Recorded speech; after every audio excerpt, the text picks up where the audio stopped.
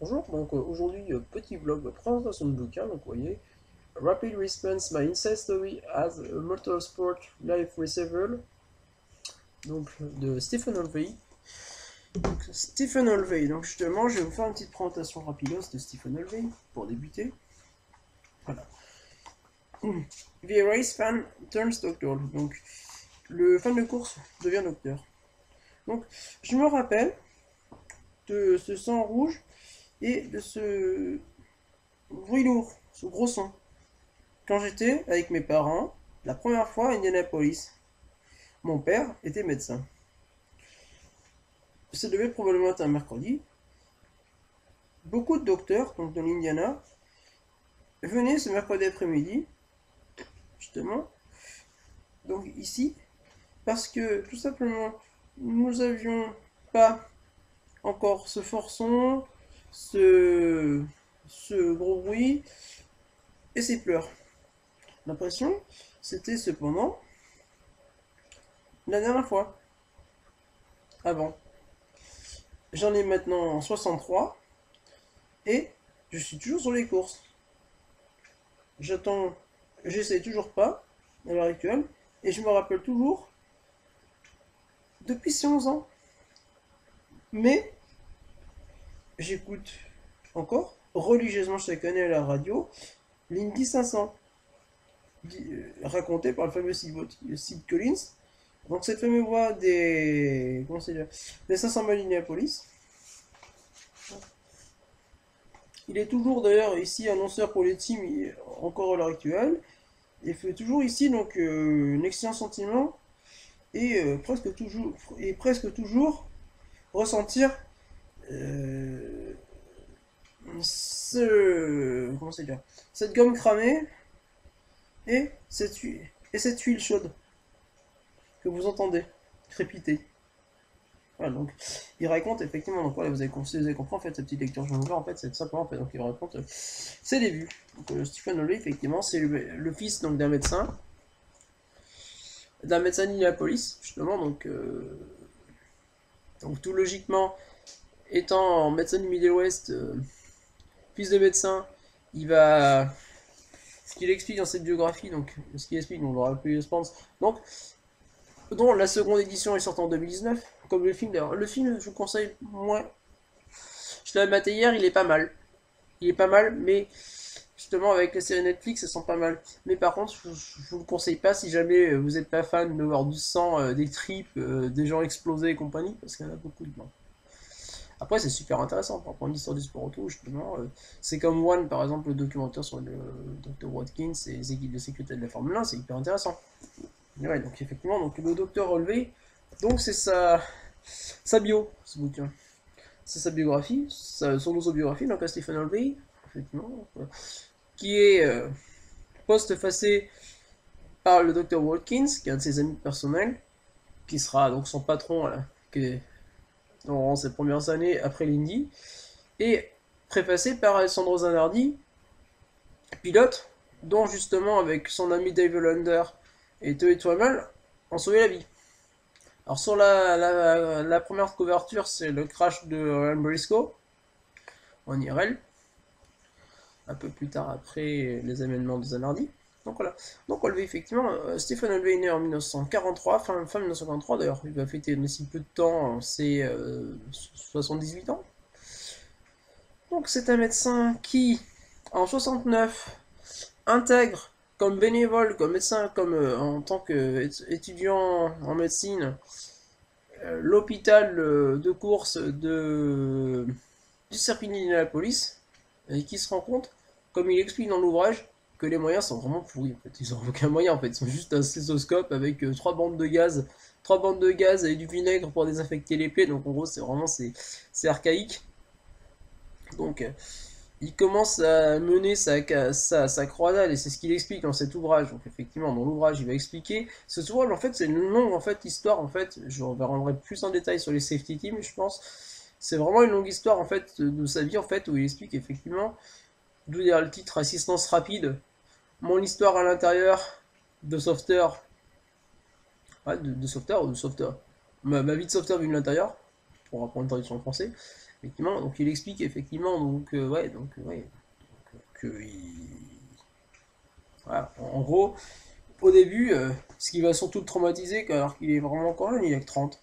Il a que 30 ans à ce moment-là, c'est avec Sansa Savage, justement, qui est un de ses amis, avec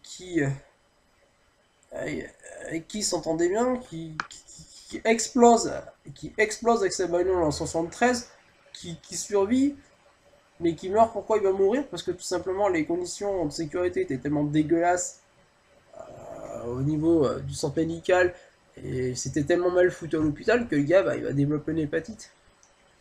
Alors que comme explique le docteur Holvé dans le bouquin, normalement il aurait dû s'en tirer.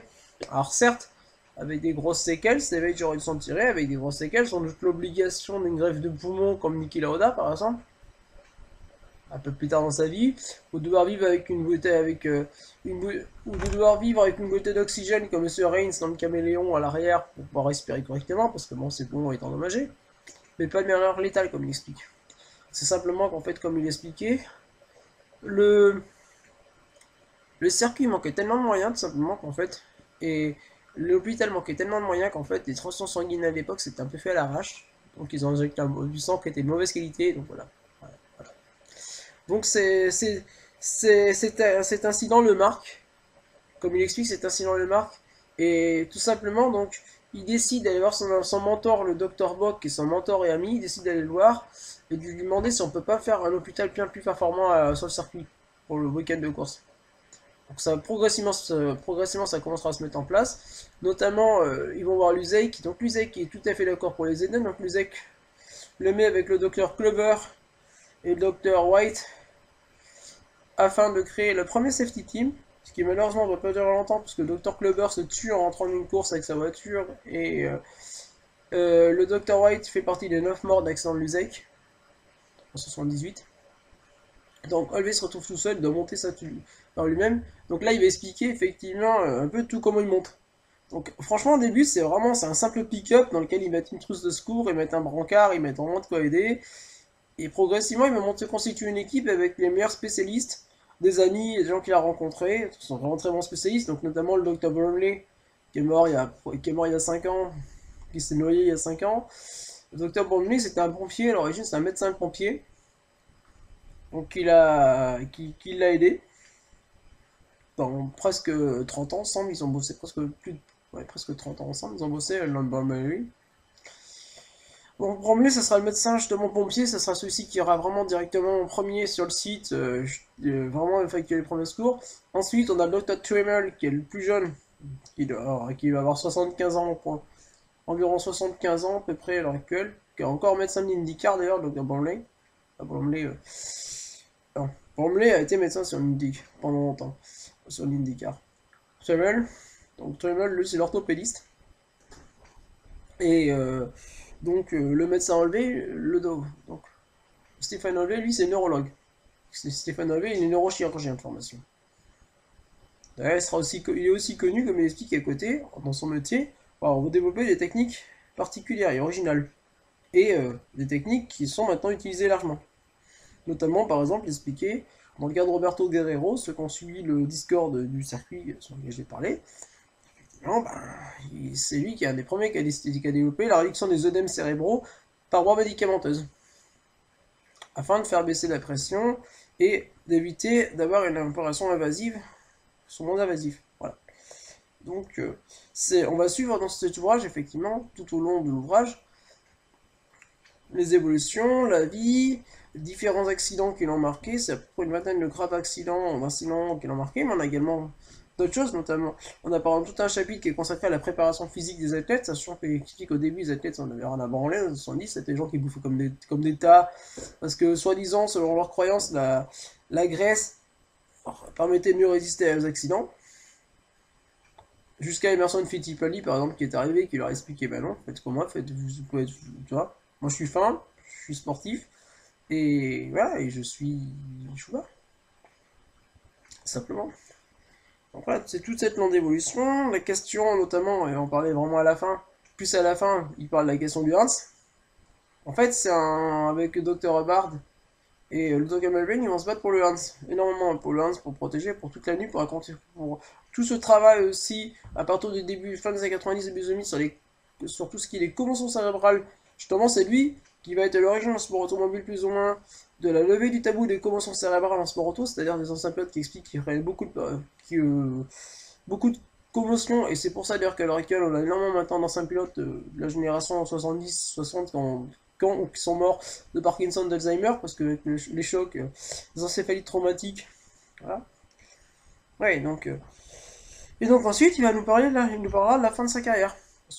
Justement, il nous parle de sa fin de carrière. Ce qui est beaucoup plus détaillé dans la nouvelle version et dans le film, effectivement, c'est beaucoup plus détaillé désormais maintenant, effectivement. On va vous montrer ça un peu, ouais. Voilà, donc on voit. Rapid Response. Quatrième couverture, on a Zanardi qui se fait arracher les cannes. Ouais, donc effectivement. Donc, donc à la fin, effectivement, il explique davantage maintenant son rôle actuel, et c'est encore plus vrai dans la nouvelle version, son rôle actuel. Donc en fait, Stephen Olvey, en fait, à la fin du CRT, est recruté par son ami Sid Watkins afin de faire partie de l'institut médical de la FIA.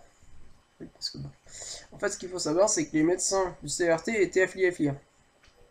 Ils étaient tous affiliés à FIA. C'est tous des médecins qui ont été médecins au Grand Prix des États-Unis, au Grand Prix du Canada, après Vox Cully, par exemple. Ils faisaient partie des équipes médicales sur les Grands Prix de F1.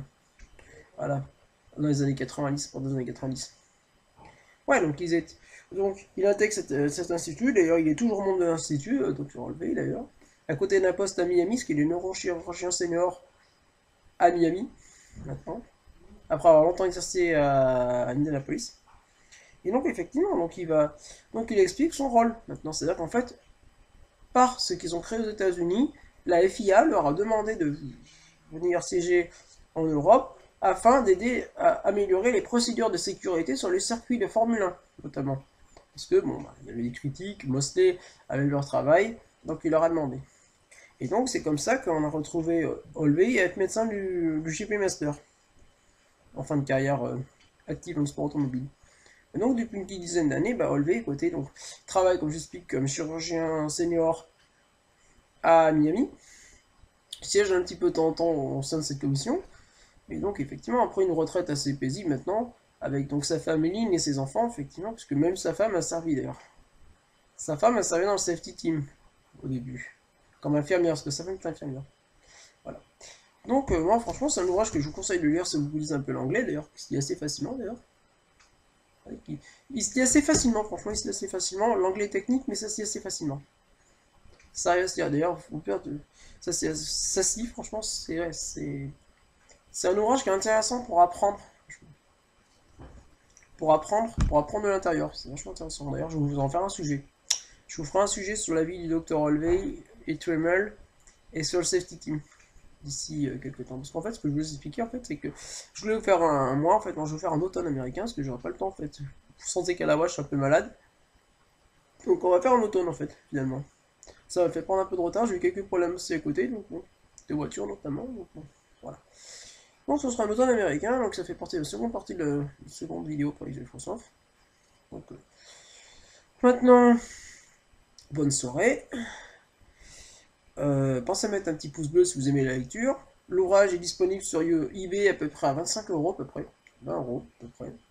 19 € pour le modèle récent sur comment c'est déjà sur le site ou sur eBay. Oui. Ah, donc là à l'origine il était à 19 il était à 19 livres il était en modèle original en 2006. L'ouvrage est de 2006. Donc ouais, pensez à mettre un petit pouce bleu, un petit commentaire, un petit partage, c'est toujours sympa. Donc c'était Lionel de la chaîne CycloGP. Au revoir et bonne soirée.